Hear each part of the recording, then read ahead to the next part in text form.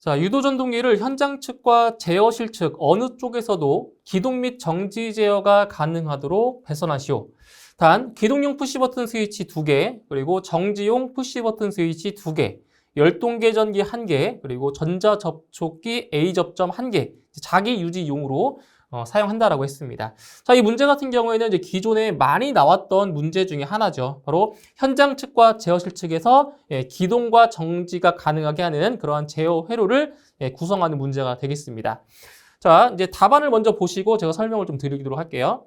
자, 이런 식으로 자, 시퀀스를 이제 구성을 하셔야 되는데, 자, 문제에 나와 있는 조건대로 자, 보세요.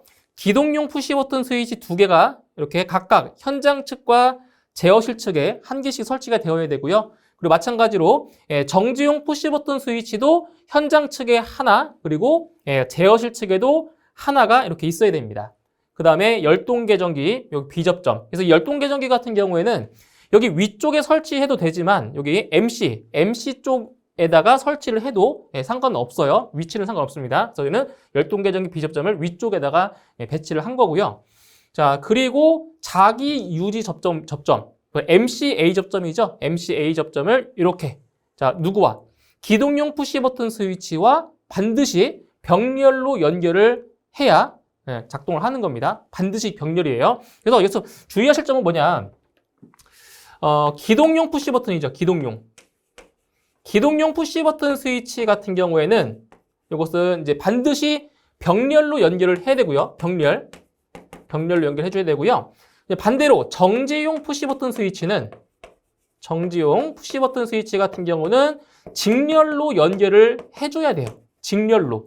자, 그리고 이어서 이 병렬과 직렬이라고 하는 게 어떤 걸 기준이냐면은 바로 여기 있는 자기 유지 접점 있죠. MCA 접점과 기동용 푸시버튼 스위치는 병렬로 연결을 해야 되고요. 그리고 정지용 푸시버튼 스위치는 자기 유지 접점과 이렇게 직렬로 연결을 해야 현장 측과 제어실 측에서 기동과 정지를 할 수 있는 그러한 회로가 되는 겁니다. 그래서 이렇게 지금 이 문제 같은 경우에는 이제 기동용 푸시버튼 스위치가 아래쪽에 있지만 이것을 위쪽에 그려도 돼요. 위쪽에 그리고 정지용 푸시버튼 스위치를 아래쪽에 그려도 상관없습니다. 그래서 이 교재를 보시면 어떤 문제에서는 여기 기동용 푸시버튼 스위치가 위쪽에 있는 경우도 있어요. 그러니까 상관없기 때문에 이거 중요한 거는 이 두 가지만 잘 지켜서 그려주시면 크게 문제가 없는 시퀀스 회로가 되는 겁니다. 이런 식으로 해서 회로를 구성해 주시면 되겠습니다. 자, 화재 발생 시 화재를 검출하기 위하여 감지기를 설치한다. 이때 축적 기능이 없는 감지기로 설치해야 하는 감지기 3가지를 쓰시오. 자, 어떤 기능이 없는 거냐면 바로 축적 기능이 없는 감지기로 설치해야 하는 감지기 3가지. 이것은 이제 화재 안전 기준을 보면 나와 있는 내용들이죠. 그 3가지 모두 작성을 하시면 되겠습니다. 자, 첫 번째로는 바로 교차회로 방식에 사용되는 감지기죠. 교차회로 방식에 사용되는 감지기, 축적 기능이 없는 감지기로 설치를 해야 되고요.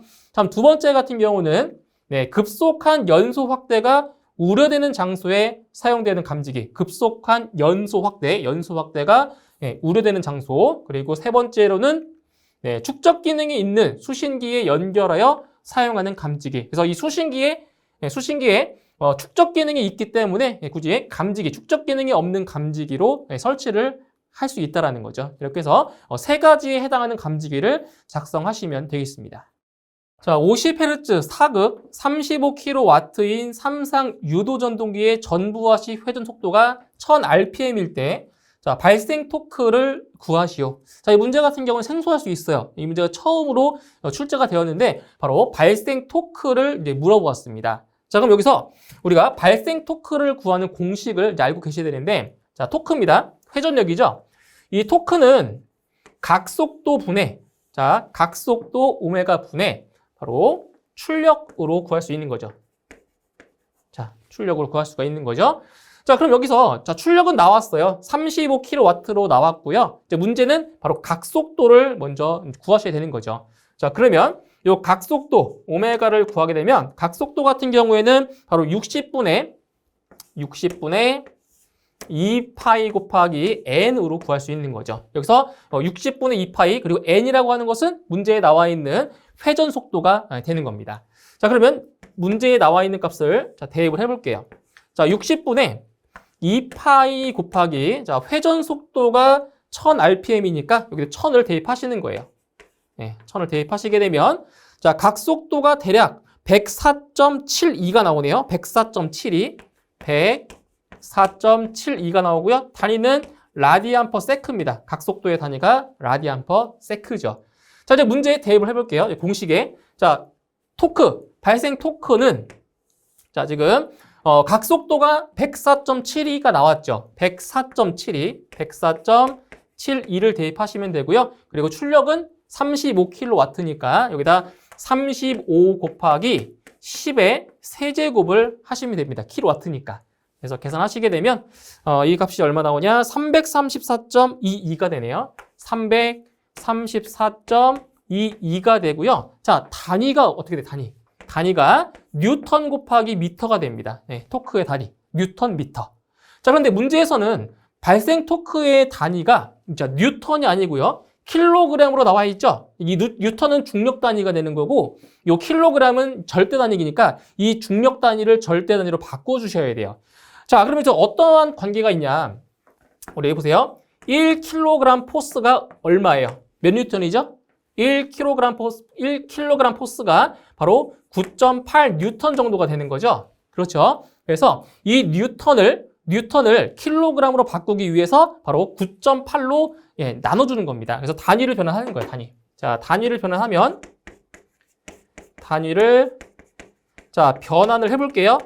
자, 지금, 자, 토크가 334.22가 나왔어요. 이것을 얼마로 나눠준다고요?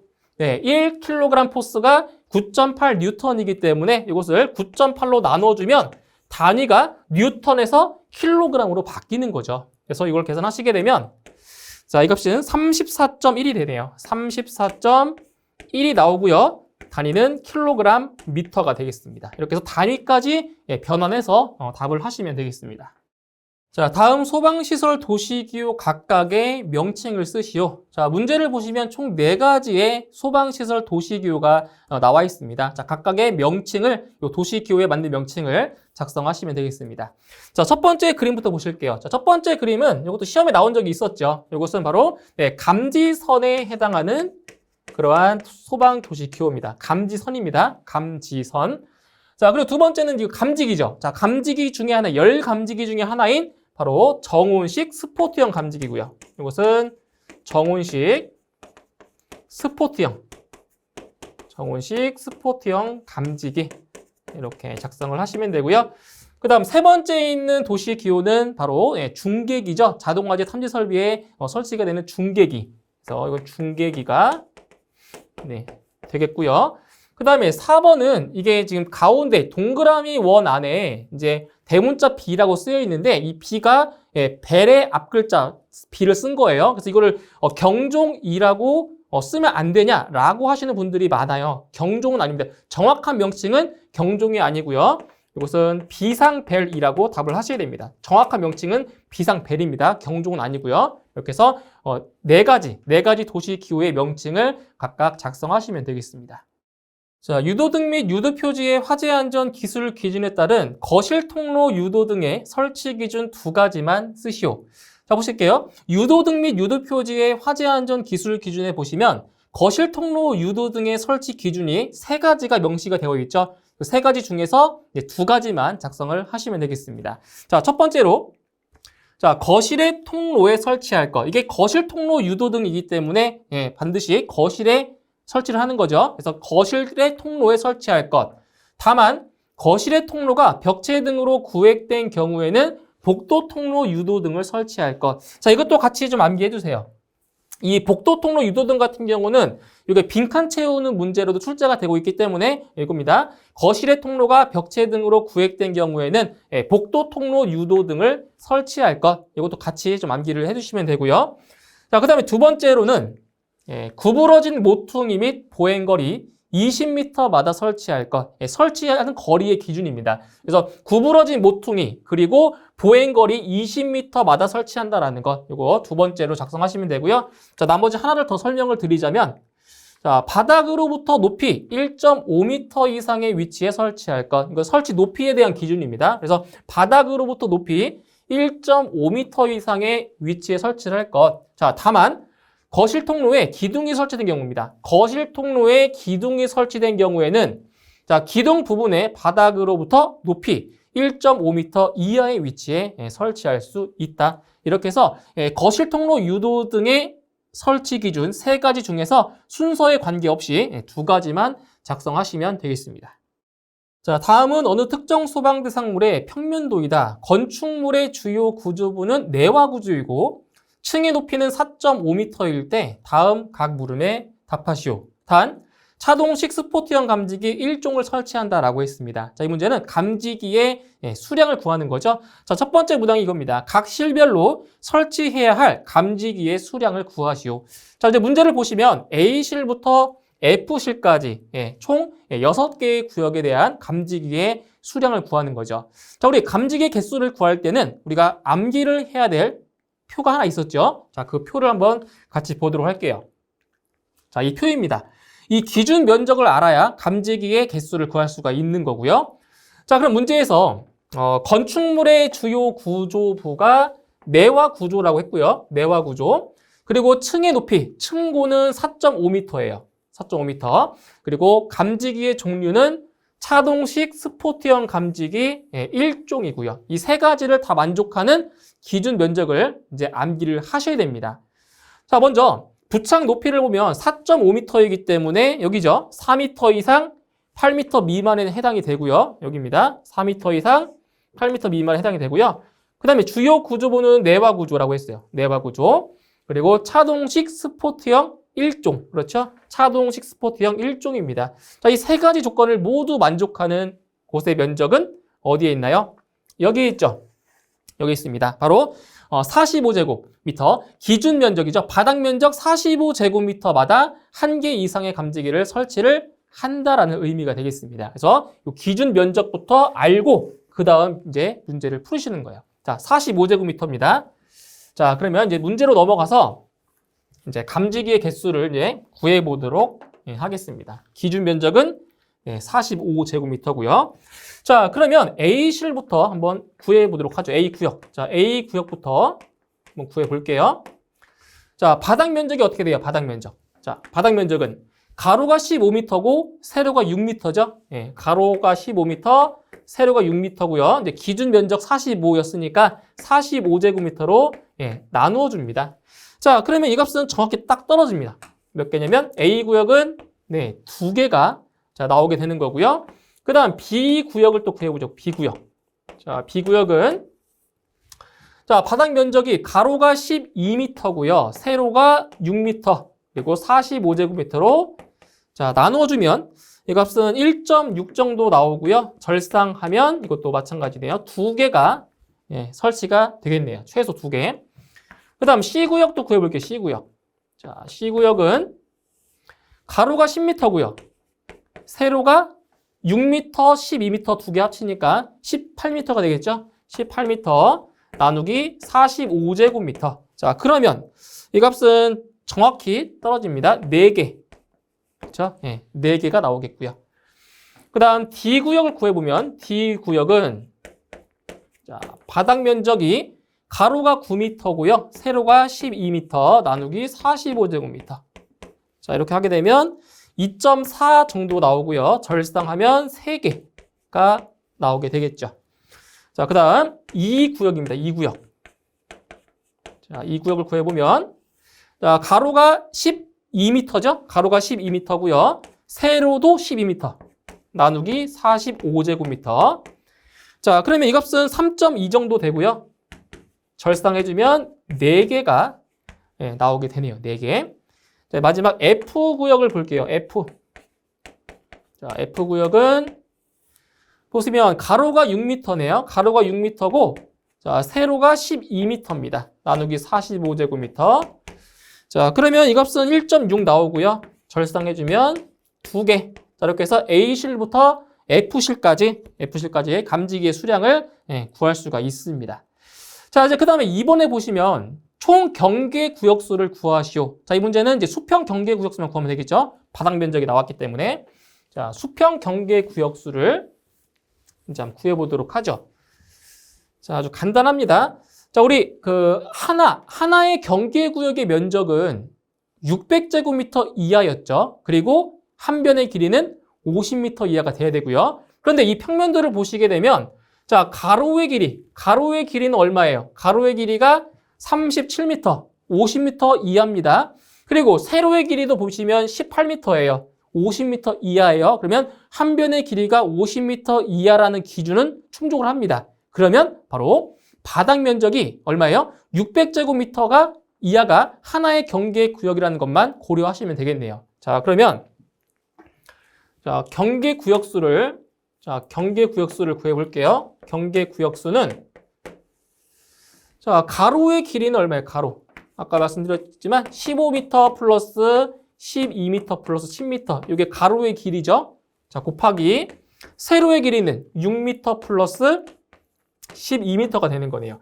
이 전체 바닥 면적을 얼마로 나눠준다고요? 얼마로? 그렇죠. 600제곱미터로 나눠주는 거죠. 하나의 경계 구역의 면적은 600제곱미터 이하이기 때문에. 자, 그러면 자, 이 값은 대략적으로 1.11 정도가 나오고요.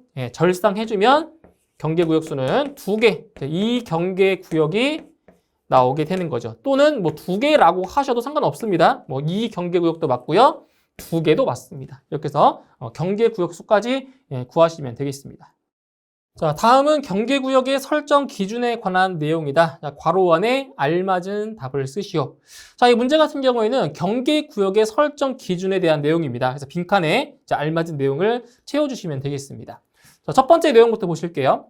자, 외기에 면하여 상시 개방된 부분이 있는 차고, 주차장, 창고 등에 있어서는 외기에 면하는 각 부분으로부터 자, 몇 미터 미만이에요? 바로 5m 미만이죠. 5m 미만의 범위 안에 있는 부분은 경계구역의 면적에 산입하지 않는다. 그래서 여기 보시면 차고나 주차장, 창고 등에 있어서 외기와 개방되어 있는 부분 같은 경우는 얼마요? 자, 얼마? 5m 미만의 범위 안에 있는 그 면적은 경계구역 면적에서 제외한다라는 거죠. 그래서 5m가 되겠고요. 다음 두 번째, 스프링클러 설비, 물 분무 등 소화 설비 또는 자, 제연 설비의 화재 감지 장치로서 화재 감지기를 설치한 경우의 경계구역은 해당 소화 설비의 방사구역 또는 바로 제연구역과 동일하게 설정할 수 있다. 그래서 제연 설비와 제연 구역이 들어가면 되겠습니다. 다음 세 번째, 자, 계단. 자, 계단인데 직통 계단 외의 것에 있어서는 떨어져 있는 상하 계단의 상호 간의 수평 거리가 몇 미터 이하죠? 바로 5m 이하죠. 네, 5m 이하로서 서로 간에 구획되지 아니한 것에 한한다. 그래서 계단이나 경사로, 엘리베이터 승강로, 린넨 슈트, 파이프 피트 및 덕트, 기타 이와 유사한 부분에 대하여는 별도로 경계구역을 설정하되 하나의 경계구역은 높이, 자, 몇 미터예요? 자, 하나의 경계구역의 수직 높이는 바로 45m 이하죠. 45m 이하로 하고 지하층의 계단 및 경사로, 지하층의 계단 및 경사로는 별도로 하나의 경계구역으로 해야 한다. 자, 그런데 지하층의 층수가 몇 층일 경우는 제외한다. 몇 개의 층일 때? 지하층의 층수가 한 개 층이죠. 한 개의 층일 경우는 제외한다는 겁니다. 그러니까 지하층의 층수가 한 개이면 지상층과 지하층을 묶어서 경계구역을 구하는 거고, 이제 지하층의 층수가 2개 이상인 경우에는 지상층과 지하층을 분리해서 경계구역수를 구한다는 그러한 의미가 되겠습니다. 이렇게 해서 빈칸에 알맞은 내용들을 채워주시면 되겠습니다. 자, 그림 A와 같은 Y결선 회로와 등가인 그림 B의 델타 결선 회로의 ABC의 저항값을 구하시오. 자, 이 문제 같은 경우에는 Y결선으로 되어 있는 저항을 델타 결선의 저항값으로 이제 변환하는 그러한 문제가 되겠습니다. 그래서 왼쪽에 있는 회로는 Y결선인 거고요. 자, 오른쪽에 있는 저항은 델타 결선으로 되어 있는 저항입니다. 델타 결선. 그래서 Y결선에서 델타 결선으로 변환할 때 그때 저항값을 물어본 거죠. 그래서 A, B, C에 해당하는 저항값을 구하는 겁니다. 자, 이제 공식이죠, 공식. 자, 첫 번째, 자, 저항 A. 자, 저항 A를 구하는 값을 한번 구해보도록 할게요. 자, 저항 A입니다. 여기 A. 그래서 Y결선에서 델타 결선으로 변환했을 때는 자, 공식이 어떻게 되냐? 자, A입니다. A. A니까 B와 C 지점 사이의 저항을 말하는 거죠. B, C 사이의 저항. 그래서 RA는 자, 어떻게 구하냐면은 지금 여기서 A 저항이기 때문에 이거랑 마주보고 있는 저항을 보시면 돼요. 마주보고 있는. 그래서 여기는 RA가 되는 거죠. RA. 자, A랑 마주보고 있는 거예요. 그래서 A 저항 같은 경우는 C죠. RC. 자, 지금 BC. 요 BC 사이에 있는 거지. BC. 여기 BC가 이렇게 있으니까 여기서 마주보고 있는 그 저항 값을 쓰시면 되는 거죠. 그래서 여기는 뭐가 들어가냐? RA가 들어가고요. RA분의 그리고 분자는 똑같아요. 분자는 이거를 자, 각각의 두 개. 지금 세 개의 저항 있잖아요. 세 개의 저항을 두 개씩 곱해서 더해주는 거예요. 즉, 여기서는 자, RA와 RC, RB죠. RB 플러스 RB와 RC의 곱이고요. 그리고 RC와 RA의 저항을 그냥 다 곱해서 더해주시면 돼요. 이거를 이제 나눠주는데 그 나눠주는 값이 뭐라고요? RA로 나눠주는 거죠. 요 저항으로. 이 저항으로 자, 나눠주시는 거예요. 자, 그러면 자, 2분의 저항 2죠? 여기 2옴이죠? 2옴이고요. 자, 세 개의 저항을 두 개씩 곱해서 더해주는 거예요. 그러면은 2 곱하기 6이 되는 거고요. 그죠? 그다음 RP와 RC니까 6 곱하기 3이죠. 6 곱하기 3. 자, 그리고 RC와 RA니까 3 곱하기 2가 되는 거예요. 3 곱하기 2. 네, 이렇게 되는 거죠. 그러면 이걸 계산하시게 되면 자, RA가 얼마가 나오냐? 18옴이 돼요. 18옴. 그러니까 여기죠. 여기가 18옴이 나오게 된다는 겁니다. 18옴. 자, 그 다음에 두 번째. 이제 저항 B를 보실게요. 자, 저항 B는 자, RB라고 쓰면 RB는 자, 분자는 똑같아요. 분자는 똑같이 RA 곱하기 RB 더하기 RB 곱하기 RC 더하기 RC 곱하기 RA가 됩니다. 분자는 똑같습니다. 근데 분모가 달라지는 건데 여기 뭐가 들어가면 돼요? B가 들어가면 되죠. 여기 RB, 요 B에 해당하는 이 저항이 되는 거예요. 그러면 자, 6분의 분자 똑같으니까 2 곱하기 6 더하기 6 곱하기 3 더하기 3 곱하기 2 이렇게 되는 거예요. 이렇게. 자, 이렇게 해서 계산하시게 되면 이제 RB는 이제 6옴이 됩니다. 6옴. 그래서 여기 B, 여기에 해당하는 저항은 6옴이 되는 거죠. 자, 이제 같은 방법입니다. 자, 저항 C는 RC는 자, 지금 여기에 있는 저항은 델타 결선의 저항을 말하는 거고요. 여기에 있는 이 저항 값들은 Y 결선일 때의 저항 값을 말하는 거예요. 그래서 여기는 RC에다가 RA, RB 플러스 RB, RC 플러스 RC, RA가 됩니다. 자, 그러면 여기서 RC에 해당하는 저항이 3옴이죠? 네, 3옴. 그러면 3분의 2 곱하기 6 플러스 6 곱하기 3 플러스 3 곱하기 2가 되는 거죠. 그러면 저항 C는 바로 12옴이 자, 나오게 되는 겁니다. 이렇게 해서 Y결선에서 델타 결선으로 변환했을 때 그때 저항값을 구하는 이제 그러한 공식이 되겠습니다. 자, 그리고 참고로 이제 델타 결선에서 Y결선으로 바뀔 때 그렇죠? 자, 이렇게 델타 결선에서 Y결선으로 됐을 때 그때의 저항값을 구하는 그 공식도 있죠. 자, 어떻게 구하냐? 자, 지금 만약에 여기 이거죠? RA를 구한다고 해볼게요. RA를 구할 때는 자, 분모에 여기에 있는 저항값을 다 더해줍니다. RA 플러스 RB 플러스 RC가 되는 거예요. 이게 다 더해주시면 돼요. 다. 자, 다 더해준 거 분해. 자, 분자에는 뭐가 들어가냐? 지금 요 A가 여기 있잖아요. A. 그렇죠? A가 여기 있잖아요. 그럼 A를 제외한 나머지 저항값이 저기죠. RB와 RC를 곱해주시면 돼요. 이렇게 해주시면 돼요. 그럼 예를 들어볼까요? 자, 보세요. 자, RA가 18옴 나왔고, 여기도 이제 RA가 18옴, RB가 6옴, 그리고 RC가 아까 얼마였어요? RC가 12옴이었나요? 네, 12옴. 자, 이렇게 나왔잖아요. 자, 한번 더 해보세요. 여기. 자, 18옴 플러스 6옴 플러스 12가 되고요. 그리고 RB와 RC를 곱했대요. RB와 RC를 곱했어요. 6 곱하기 12가 이렇게 되는 거죠. 네. 그럼 얼마 돼요, 이거? 계산하면? 이게 분모는 36이 나오고요. 36이 나오고 분자는 72가 되죠. 그러면 얼마 나와요? 2가 나오네요. 그래서 여기가 2옴이 되는 겁니다. 그래서 Y결선에서 델타 결선으로 바뀌는 공식과 그리고 델타 결선에서 Y결선으로 바뀌는 그 공식을 반드시 암기를 하고 계셔야 이 문제를 해결할 수가 있는 겁니다. 이렇게 해서 A, B, C에 해당하는 저항값을 계산 과정과 답을 모두 작성하시면 되겠습니다. 자, 휴대용 비상 조명 등의 적합 설치 기준에 대한 다음 괄호안을 완성하시오. 자, 이 문제 같은 경우에는 휴대용 비상 조명 등의 적합 기준에 대한 그런 내용으로 빈칸에 알맞은 내용을 채워주시면 되겠습니다. 자, 내용을 같이 보도록 할게요. 자, 다음 각 기준의 장소에 설치할 것. 그래서 숙박시설 또는 다중이용업소에는 객실 또는 영업장 안에 구획된 실마다 잘 보이는 곳에 1개 이상 설치. 그리고 유통산업발전법 제2조 제3호에 따른 대규모 점포와 영화 상영관에는 자, 보행거리 몇 미터 이내죠? 대규모 점포와 영화 상영관 같은 경우에는 보행거리 50m 이내마다 3개 이상 설치를 하는 거죠.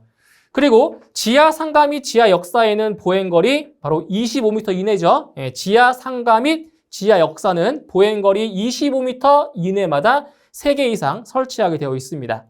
자, 그리고 건전지 및 충전식 배터리의 용량은 자, 얼마 이상이에요? 배터리의 용량은 20분 이상 유효하게 사용할 수 있는 것으로 할 것. 이렇게 해서 빈칸에 알맞은 내용들을 채워주시면 되겠습니다.